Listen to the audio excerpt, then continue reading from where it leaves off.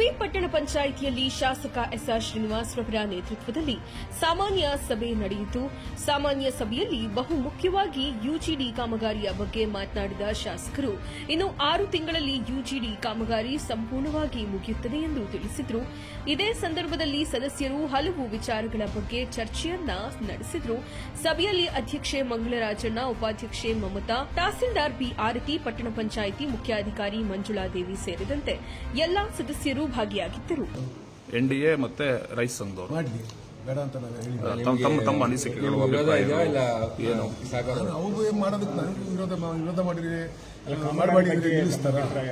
ಕಾಮಗಾರಿ ಆಗಬಾರ್ದು ಅನ್ನೋದು ಇವತ್ತು ಕೂಡ ನಮ್ಮ ಅಭಿಪ್ರಾಯ. ಅದಕ್ಕೆ ಅವರು ಹೋರಾಟ ಮಾಡಿರುವಂತ ನಾನು ಹಂಗೆ ಬೀದಿ ಹೋರಾಟ ಮಾಡ್ಲಿಕ್ಕೆ ಆಗಲ್ಲ. ಸರ್ಕಾರದ ಒಂದು ಭಾಗ ಆಗಿರೋದ್ರಿಂದ ನಮ್ಮ ಅಭಿಪ್ರಾಯಗಳನ್ನ ಎಲ್ಲಿ ವ್ಯಕ್ತಪಡಿಸಬೇಕು ಅಲ್ಲಿ ನಮ್ಮ ಅಭಿಪ್ರಾಯಗಳನ್ನ ವ್ಯಕ್ತಪಡಿಸ್ತಾರೆ.